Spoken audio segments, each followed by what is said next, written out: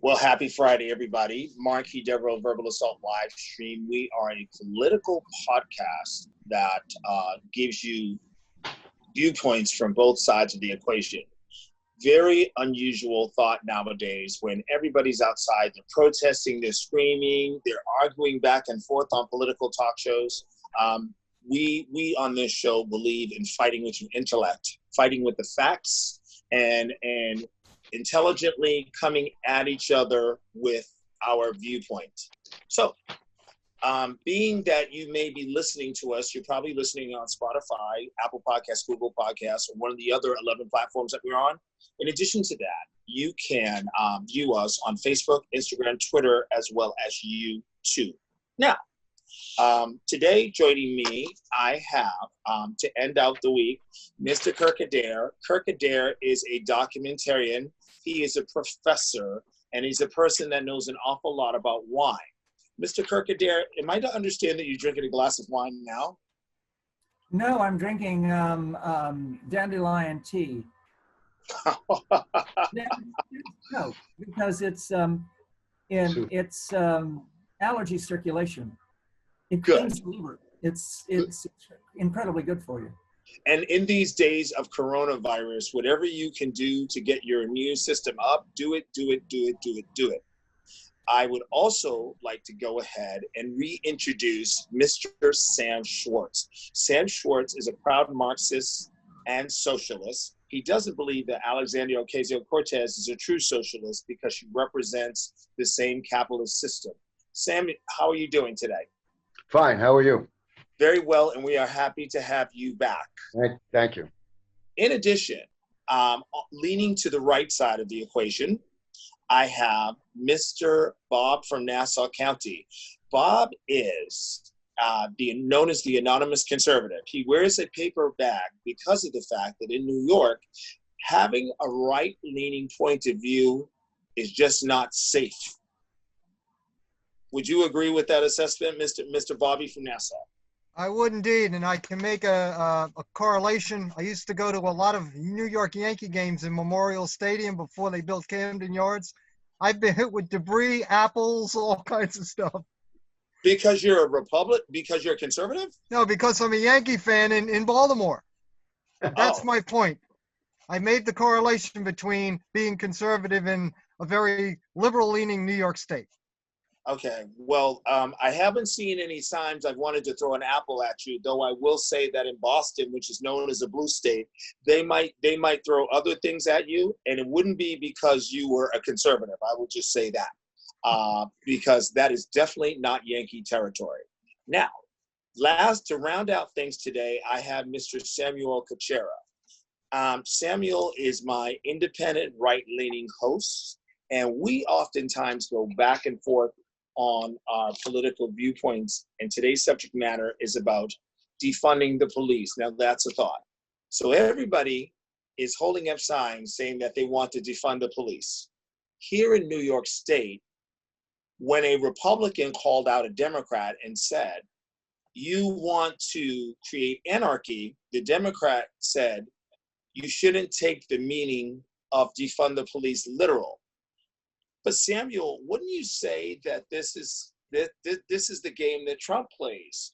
You put out wording and then you try to clarify it as something else. So defund the police doesn't mean defund the police. That's just fake news. So a Democrat said, don't take it literal.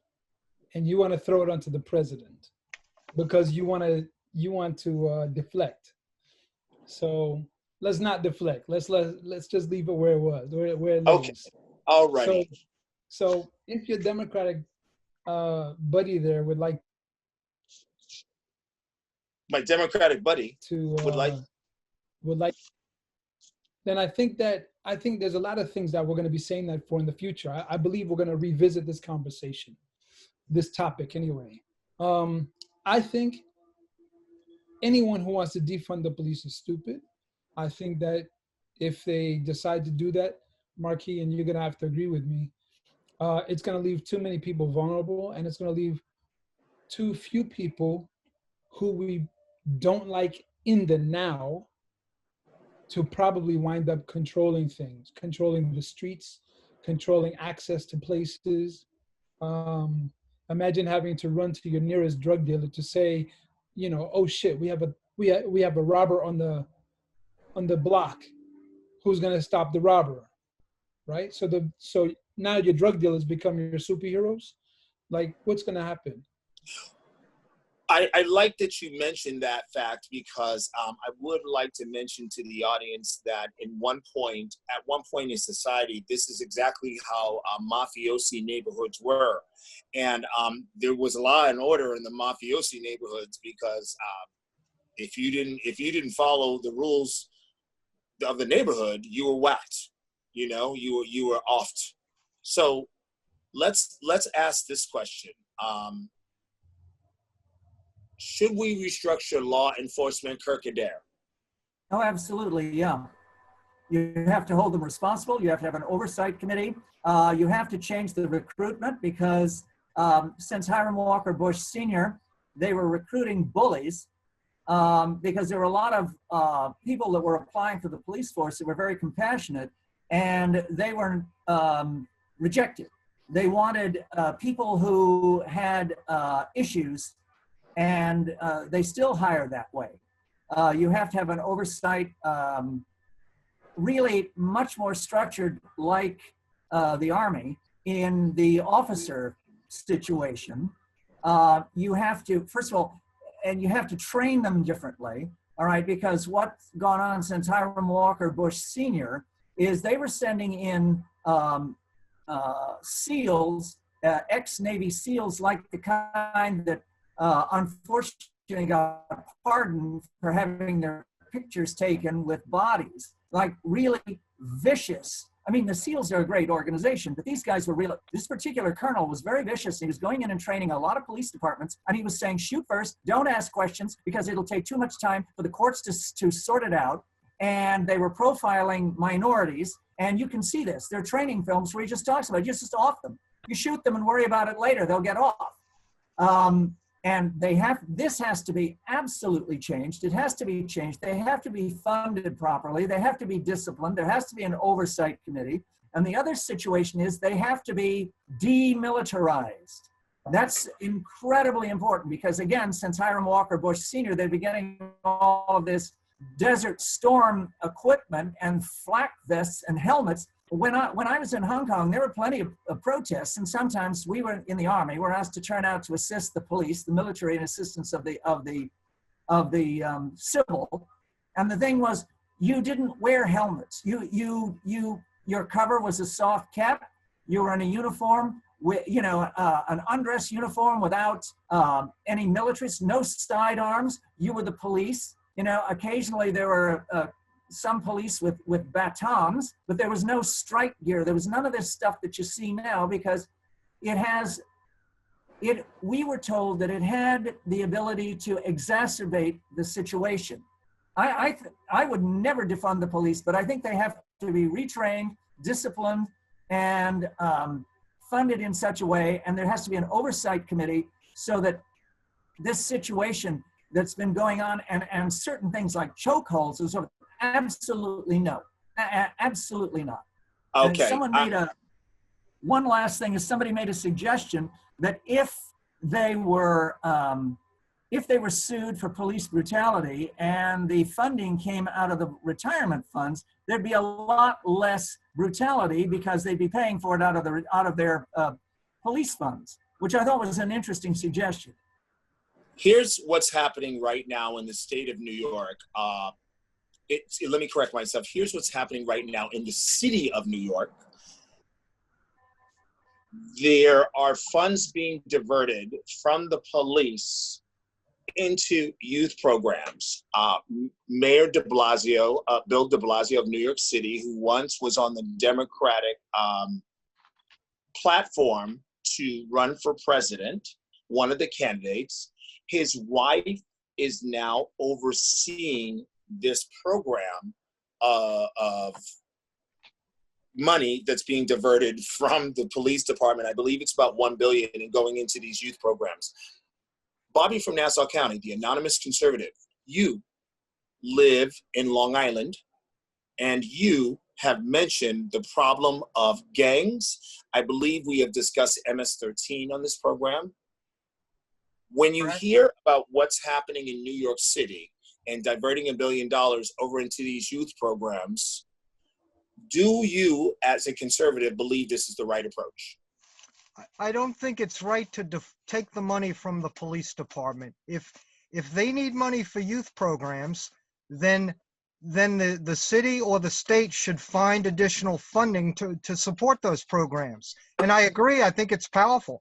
One of the suggestions I have heard is that law enforcement needs to get back into the community and have these police athletic league programs, so that you've got the police working directly with the youth in that city and encouraging them and supporting them, so that there's not this animosity against the police, which is being, unfortunately, promoted by a lot of these radical organizations. Radical. I'd like to ask Sam Schwartz, what will it take for the protests to subside? They're going on every single day, and it's global. What will it actually take for the protests to stop and for life to get back to quote unquote normal? First of all these movements have come and go. In the past, they get hot. They're hot now, and eventually people get tired. They can't go out all the time, and they will soon go back. But that doesn't mean the seeds of new ideas, socialist ideas, have been implanted by these mass mass movements and protests. To say that the police should be defunded, we're clear on what that means. And the word, it means do no more police, and that's what it means. No more police. The police now have the total membership of something. I mean, people in the police force, the cops, 690,000. That includes marshals, like I said on another program, U.S. Marshals, Secret Service, the municipal, city, county, National Guard, and even the U.S. The U.S. active armed forces. This is what the ruling class relies on. They're not going to defund it in any kind of way. What they're going to, they may take some of the money out of it, but police systems, police departments have grown in all major cities now in the last 20, 30 years. They've gotten larger, not smaller. And they've done away with a lot of these programs that were, like Kurt was saying, they're gone. The police are now much more militant. They come in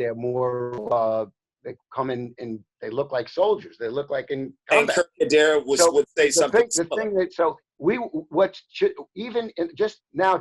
to let you know the difference, in the words of the Democratic Council member, I'm reading this, Philip Cunningham. We have to work alongside the amazing police department, Chief Rondo, and our community to build these new systems and plan to transform them. This is a classic bait and switch maneuver intended to confuse and divert the movement into safe channels. That's what's going on. They want to divert this. It's defund it. We'd say get rid of them. Have a neighborhood community defense force, a neighborhood watch made up of the community. Also, the union should get involved. They have something like 390,000, and I know in members in the AFL-CIO and the other major unions inside Minneapolis alone. They can then also have a major strike, create a major strike. But I want to stop. Who has the power and put the power into the working class. You're talking about the unions. You're talking about the unions. And unions are known to operate sometimes as mob rule. Is that what you're suggesting? It's like, yes, the leadership. I'm talking about rank and file. These leaders collaborate with the ruling class. They should be out on the streets organizing these workers. They have the ability to do that. They organize strikes, but the leadership is sold out. And I'm talking about rank and file. That's who's out now in the protest. I'm a 1199 member. A lot of my people are out there now in a protest who are members of 1199, but they're not the bureaucrats. They're not the president of the union, and that's Okay. what should be done. And what is 1199? Oh, I'm sorry. It's healthcare union. It's the biggest healthcare union in probably in the world. Wow, healthcare. There And are healthcare, 300 ooh, yeah. healthcare is very hot button right now because I was just having a conversation yesterday with two people on the street, and they said that hospitals and healthcare is having to restructure. During a pandemic, a major hospital here in New York City, Mount Sinai, is laying off workers, and right. they're also cutting benefits. So, but I'm going to take it back to the police. Samuel Kuchera, if you were to compare colonial law enforcement in times of enslavement to current day law enforcement, what would you say is different?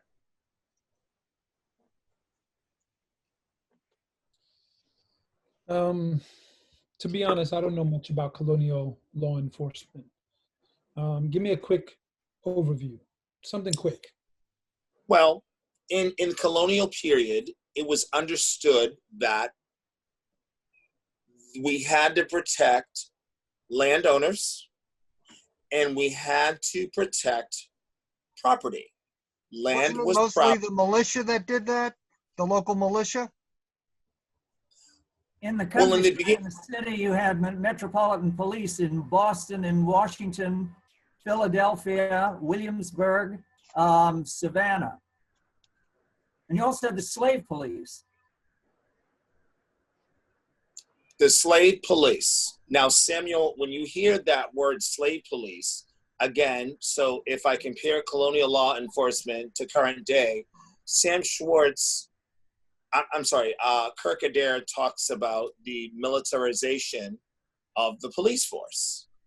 Okay, well, So if funds are being diverted from the police, maybe some of the money that's being spent on this military equipment can be diverted away, because we know the police are given things like a gun, a baton, handcuffs, badges, mace, And a but can the taser. police, all of these and things, taser, thank you.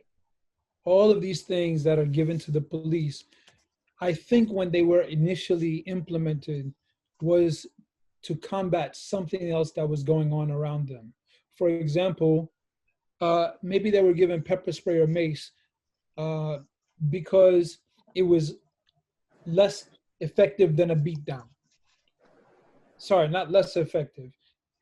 As effective as a beatdown without the beatdown, right? Like they can stop someone without hurting them physically, without bodily harm. You're talking about the militarization of these policemen. I think it's harsh to talk about it in that way, because part of, like Kirk Adair was saying, how they became all vested up with different equipments and things. And I'm thinking to myself, yeah, but that's because the shooters became more advanced in their weaponry, and so they needed better protection. You know, as I understand it. Now, maybe I'm wrong, but I don't think I am. I think that they got new vests because bullets were penetrating the old vests. You know, I think that they get every piece of equipment that they've upgraded on is to stop something that the criminals have already advanced with. Correct me if I'm wrong, Kirk, but what do you say about that? No, they were militarized with an agenda. If they didn't need the Kevlar vest. You don't need the tanks. You don't need the armored SUV. None of that crap. That was all Hiram Walker Bush Sr. and the New World Order, and that agenda, the bankers' agenda of locking down this country. Gates is only one example of it, with wanting to chip everybody. They don't need this crap. The more you militarize, you have the army, that's one thing, but you don't need to militarize the police. They don't need Kevlar vests. They don't need any of that stuff. That's exacerbating the violence level. Nobody would know. No, what? How many criminals would know that they're actually wearing a Kevlar vest? All they have to do is just wear it, What's that got to do with anything? You know, they don't need that stuff. I mean, you can have an armed unit, but the trouble is that they've continually upper armed, rearmed the police in this country. You know, it used to be that the police walked a beat, then they stuck them in cars.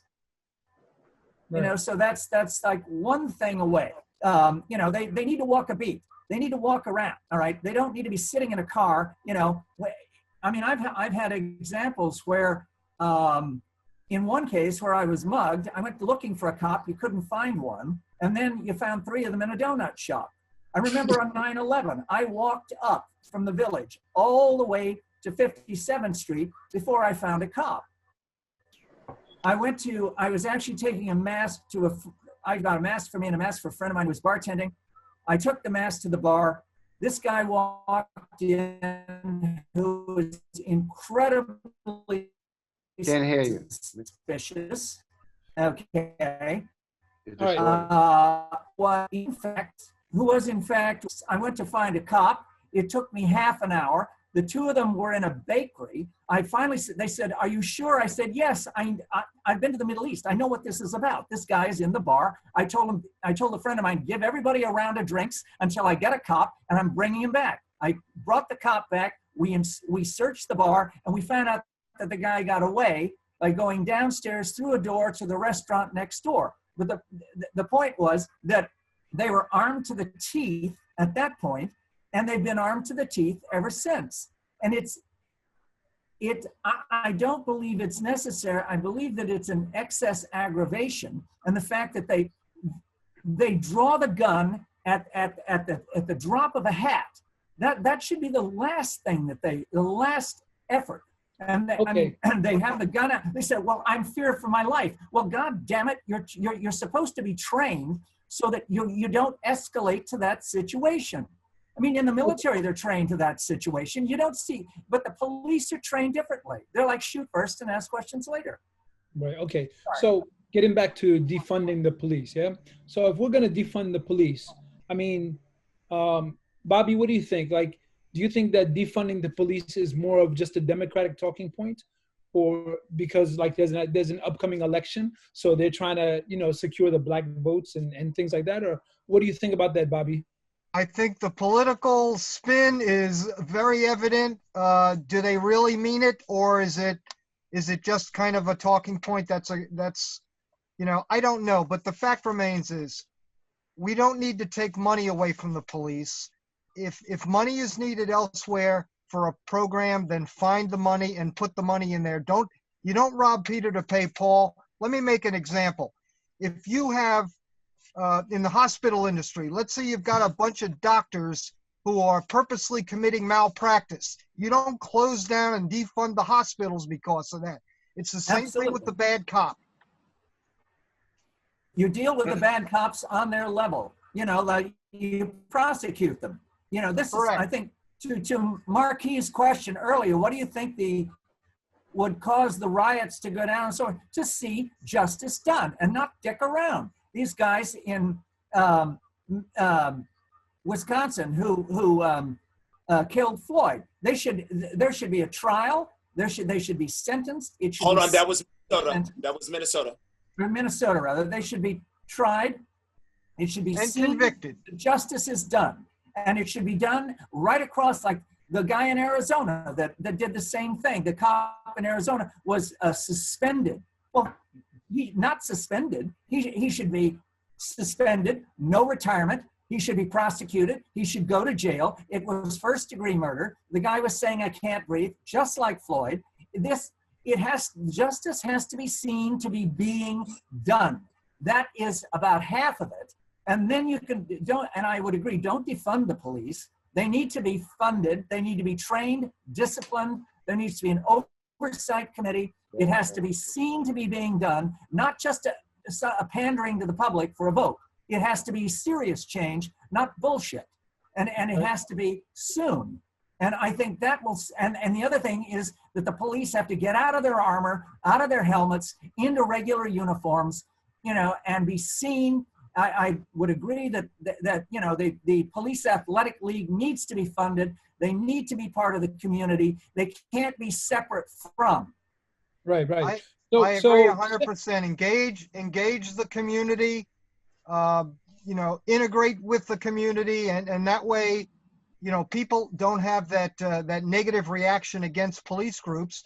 But it also has to be, we need to see changes in how people perceive the police. And one of the problems we're seeing now with all these anti-police groups and these radical, what I call radical groups that are out there, they're, you know, their mission is to get people to attack the police, so to speak.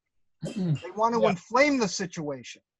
So to Marquis' earlier question, Marquis was asking, so how do we get this thing over with, these protests? Can I answer that?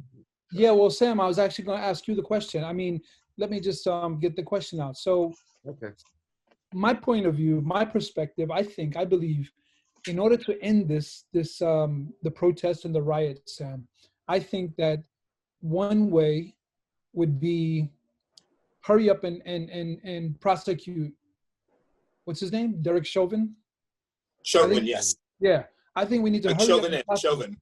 I think everyone is protesting because of what he did. So I think the way to end it quickly would be to hurry up and prosecute the man. We all know he's guilty. He has to go through the proper procedures. We understand that, the formalities. But I think the quicker he gets his just due. What do you think? Do you think, Sam, do you think that this is going to help end the problem? No. The protest? No. It may end the protest. The protest may end because people are fed up and tired, and they have to go back to work. They have to go back to their normal life. That's Right. They have to take care of their human needs. So it will end, I believe, that at some time when, I don't know. But in order to get a real good idea, just like Kirk Adair said, I'm going to direct you to socialistrevolution.org.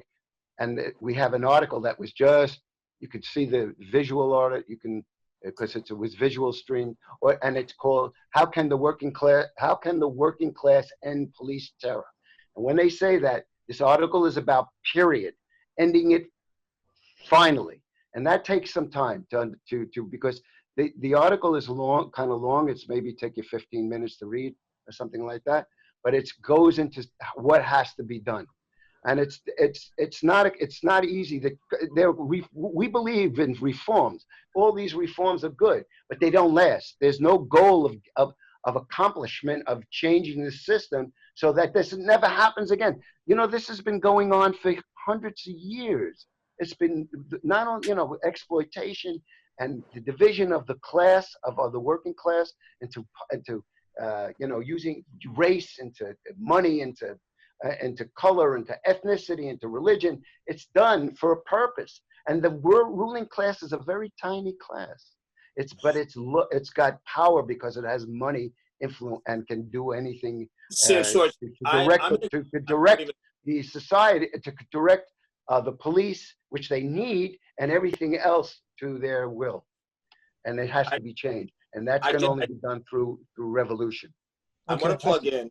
I saw that Marquis wanted to say something about about my question. Go ahead, Marquis. Yeah.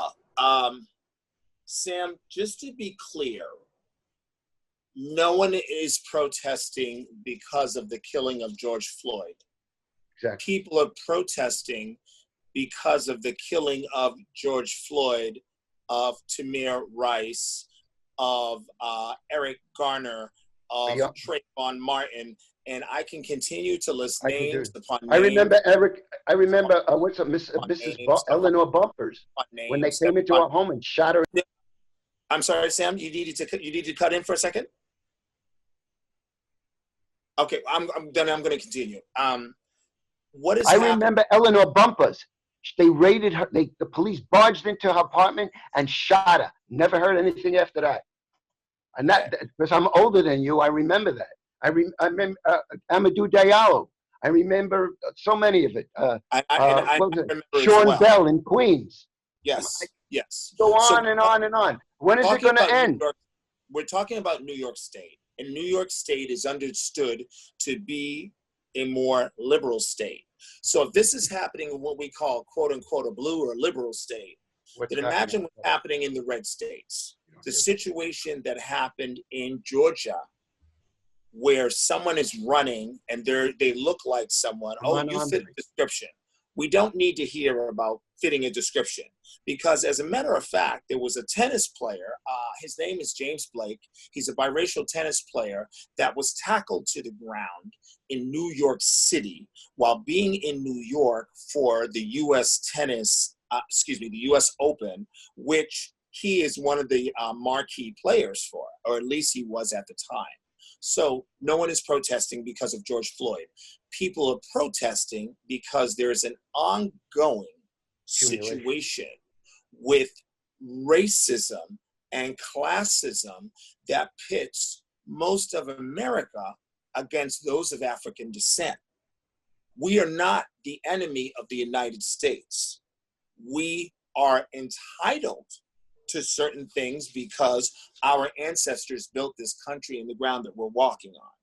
I'm going to end my tirade there, but let's not forget that. So when people say, well, Colin Kaepernick is disrespecting the flag, that flag, which is supposed to represent all people, doesn't really support all people. When you have a football player like this guy Drew Brees, from, I believe he's a football player in Louisiana. New Orleans. New Orleans, thank you. When he's saying, I do not support anybody who disrespects the flag. Damn it, we're not talking about a fucking piece of cloth. Excuse my language. We're not talking about a piece of cloth. We are talking about silent protest. You didn't like the way he's protesting, but you better like the way they're protesting now, because now they're making sure they're heard. Enough out of me. This is the material conditions that actually happen when you put your knee into somebody's throat and kill them. That's part of that, and or be shot running away from vigilantes. And you see that. That really happened. That's not coming out of the sky. It's not ordained by God. This has really happened. This is brought on by the material conditions of society under capitalism. This is how, and it's not just capitalism. It's capitalism that is rotted. The expiration of capitalism should have happened 100 years ago. And this is what we're seeing. A person like Donald Trump is a representative of this rotting system. That's what it is. He's a symbol of a rotting system. But he really does exist. That's all. Well, Sam is an entrepreneur. I'm an entrepreneur. You know, Samuel, you and I are both Native American, and our ancestors are people that traded in goods. Would we not call this a form of capitalism? We would, and I think no matter how, Sam, I believe no matter how much people don't like capitalism, the world will not go around the same way if there is no capitalism. There has to be better trade. under socialism. It would be giving everybody a fairer shake. It would be giving everybody, and not only that. That's another thing. Socialism should be explained. Socialism is a halfway mark. It's a transitional program. The real program that's finalized, none of us will see that, is communism. Okay?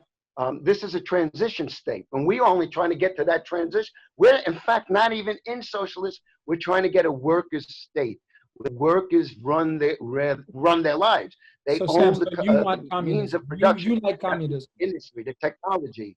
So Sam, agriculture, you like communism. Worker control, democratic control. Sam, you like communism. We're not saying take anything away. Hold on. We're talking about the Fortune 500. I'm sorry. There's a question in Fortune there. 500. Sam, 1 second. So Sam, are you saying that you aspire to communism? Yes. I never see. I don't think I'll ever see that. I'm too old. It's also I think that's very far in advance. Why wouldn't you? I could see that in the next couple of years. That may come about, and why wouldn't Sam, why wouldn't you just pick up and move to a country that has the communism that you love? Because there isn't any, and there is no socialism anywhere either. You mean China is not communist? You mean Russia is not communist? It's a capitalist country. North There is, Korea? it's global capitalism. Sorry, man. No. You know that Sorry, man. No. China. it's an order. It's Hold a on, wait a bureaucratic. minute, hold on, because Samuel's lived in China. I stayed in China quite a bit. Okay, China is communist. They operate as capitalists, but that is their cloak. They are communist to the bone, Sam. To the bone. If It's you not try to democratic. They are not democratic. You can call it what you want. They are communist. Thing They operate is capitalist, and that is with a goal. I'll tell you what capitalism Their is. goal, and Kirk Adair will support me on this. Their goal is world domination. Well, Kirk, listen. yes So or it's no? America. I'm not for the Chinese government. That's all bullshit. Okay. That's not Okay, what communism. Do you support? Look up and study what communism is. Okay. That's I what know I what did. communism Samuel, That is. right? isn't communism. What they call communism, I can call myself the Pope. Doesn't mean I'm the Pope, and I can even act. I can wear a gown. One second. Let's pull Bobby and Kirk. Let's pull Bobby and Kirk into the conversation. Bobby is an entrepreneur. He's a sole proprietor of a business that sells legal services, and Kirk Adair has a perspective on China. Bobby, what you're hearing all of this, and he's pretty steadfast in his point of view, because when he's talking, he's not giving up that mic, and sometimes I have to put the damper on it or the mute button. Bobby, what are you thinking when you're hearing Sam speak from this point of view as an entrepreneur? I wholeheartedly don't agree with what he's saying. China is a communist government, a totalitarian government. They oppress the people. They murder their people. They hide things from their people. And the Wuhan CCP Wuhan virus is a good example of that. And Bobby, how do you know this? How do I know it? Yes. Well, there's factual evidence on email communications. There's been a cover-up with getting the information out. We know that they shut down their intra-country flights from Wuhan to other cities, but they allowed the international flights to continue. And it's, they did that for two reasons, and two reasons only. They wanted the viral pandemic to spread to other countries so that they could have their economies destroyed. And yet they disallowed any in country flights because they didn't want the pandemic to spread within their own country themselves. Kirk Adair, it sounds like he's been doing your level of research. Is what Bobby's saying making sense? Yeah, absolutely true. And because they had two different outbreaks in Wuhan, they basically murdered the people that had the secondary situation, which was in fact a bioweapon. And they covered that up completely. There are documentaries out on it. They're pulled down by the social media because the Chinese government protests it. China is a fascist state. They are totally communist. They're totally fascist. They are racist. They are pro-Han ethnic majority. They are butchering Tibetans. They're killing Uyghurs. They have concentration camps where they're dragging people away. Anyone who is a protester in Hong Kong that was arrested will not live. They're either in concentration camps or they've gone away for organ harvesting, because China is and those, by the way, the organ harvesting is horrendous because it's done while you're alive. It's appalling. The country is absolutely appalling, and they are total. They're 5 times worse than anything in 1984. They're a total surveillance state. You can't go anywhere and do anything without being observed. If if somebody wants to know where you are, they can find you within 5 minutes because of facial recognition, drones, and oversight. It's horrendous. And the fact that the global elite want to turn us into that kind of state. Okay, the deep state wants that. The bankers want that. They want that kind of control. It's appalling. I mean, Samuel. when you're talking. Yes. Mm-hmm. I'm sorry, Kirk. You wanted to add something right quick, and then I was going to ask Samuel a question in relation. Go ahead. Absolutely. You know, Wuhan is a total example of that. There is no truth that comes out of that. The government projects what they want you to hear, and any objection, and especially by Chinese communities outside of China that object to that kind of suppression, are silenced by the CCP. They have them deplatformed. They have their press removed. Kirk, just because you're saying that, you know what? Nobody here even understands what communism is. You're calling them that's communism. That's not. You know what communism is? It's the end of all class rule. Period. End of class rule. That's all. Look up Marx. See what he means. Read the manifesto. You'll understand it better. I read Lenin. And if you're looking at 1 second, Sam. 1 second, Sam. Sam, 1 second. Go ahead, Kirk.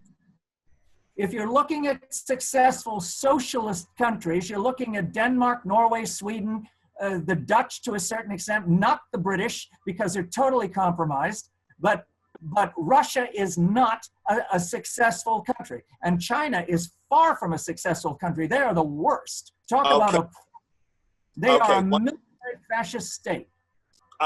Kirk, I'm gonna let Sam add some more words, and then I'd like to shift right quick to Samuel.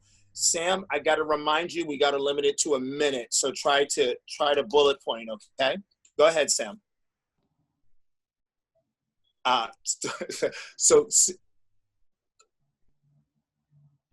Okay. So he needs to be okay, anyway, Samuel, why don't you, we're having a technical difficulty. Samuel, you've lived in China. As an entrepreneur, what would make you live in, because today's subject is defund the police, now that's a thought, what would make you want to live in a country with a state of affairs that's so strict like that? Were you moving there for opportunities? Were you moving there just to be exposed? What would make you want to live in a country like that? Both. I wanted to be exposed to the culture. I have a fascination with Asian culture. And yeah, so I've been to like Korea, Japan, Taiwan, a lot of Asia I've been to. I stayed in China for opportunity. So I wanted to learn the language. I wanted to earn money there. And my ex-wife being Chinese Malaysian, I thought maybe I'm gonna find a good Chinese girl. That didn't work out. A good Chinese girl? Exactly what I said. That didn't work out either. So that sounds so sexist. Sorry. Well, I don't mean it as sexist. It was the flavor of the month. I mean, that's what I happen to have been attracted to. The flavors? Yeah. But you make her sound like she's ice cream and you just wanted to lick her. No, actually, the part with the Chinese girl, I'm just kidding. I don't believe that you're kidding. No, I was just kidding. Actually, I didn't have any luck with any Chinese women, just for the record. The truth is I was there for opportunity and for learning the language and more about the culture. And also because I have some healing abilities with my hands that I wanted to sort of test to see if I could do as good as, better, worse than, if I could learn more about Chinese and their medicine. So I also wanted to sort of compare my abilities alongside theirs. And Samuel, would you just elaborate on a statement that you made to me before? I believe you said one is able to bring money into the Chinese state, but they're not able to take it out. Would you elaborate on that? China being the communist country that they are, they control everything. And when I say everything, I mean, they don't allow anyone to check their books. Anyone being an outsider, not within China. You cannot check on China. Therefore, one thing that they like to do is they like to harbor their money.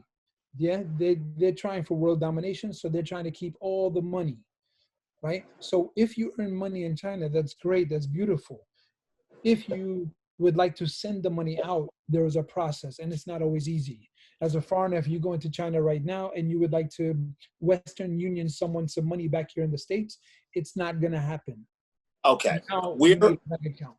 we're down to 5 minutes. Okay, then let me just say one last thing. To summarize or to sum up, I would like to put it to the panel once again. We were talking about defunding the police. So the question is, if we had defunded the police inside of America, who benefits with no police? And that's 30 seconds apiece. The So let's criminals. The criminals will benefit. If you have no police, the criminals and anarchy will reign. Anarchy. And Sam, who benefits? 30 seconds. Yeah, no police, neighborhood watch committees set up by the neighborhoods and the unions combined with their membership to keep the violence out of the community. Communism, I just want to say that one thing. People have to define their terms. I defined what communism is. It certainly isn't China. That there is no communist country, nor is there a socialist country on the earth today. It may be in the next couple of years, we hope, but it isn't. That would be socialism. So this is our organization. It's called Socialist Revolution. I hope you can see it. If you want to find out more about our ideas, socialist.org. You can check us out, or Marxist.com. Okay. You can use that as well. And we're the International Marxist Tendency. And this will explain a lot better and in deeper Sam, you're way. about to give me a cut. You're about to give me a cut. There's so much airtime dedicated to promoting that site. I'm gonna thank you for that. Bobby, you answered. Kirk Adair, you got 30 seconds. To respond to. Who benefits in America with no police? No, absolutely not. You have to fund the police. You have to retrain the police. You have to discipline the police. Yes, but right now, but Kirk, right now, Less than 2 minutes. people are fighting to defund the police. If there is no police, no, they shouldn't be defunded. No, they have to be funded and trained. Absolutely, but they have to be retrained, and they have to be demilitarized, and they have to be put into the community. Kirk, who benefits is the question. Everybody. If there is no police, who Everybody. benefits? No. Everybody. If there is no police in America, who benefits? Because have the neighborhoods have their own police. If you fund the police in America, the 1% actually benefit because they can then establish martial law and use the military. Interesting answer. They add the police to the military. They become one unit instead of two. Okay, guys, I have to wrap up. So, in theory, to many in the United States, Norway and other Nordic countries represent what socialism is. Giving away things, free healthcare, accessible schools, everyone gets the same education. It's socialism. It goes against capitalism completely. Then we have people that say China is a communist country. They've called Venezuela a communist country. Communism, where they call Cuba a communist country. And so communism is thought to be the opposite of capitalism. But yet, the socialist that's on our panel, who also describes himself as a Marxist, says we don't have real socialism, nor do we have real communism. So then why are we aspiring to that? I thank you guys for tuning into Verbal Assault Livestream. I'm your host, Marquis Devereaux. Please make sure that you're following us and liking us on Facebook, Instagram, Twitter, and YouTube. In addition to that, we ask that you contribute to our program. We are listener supported, and we need people like you to help us keep going. We can be, we're on Patreon, we're on Twitch, we're also on various anchor platforms. We hope that you have a great weekend and be safe and be sane. Bye-bye.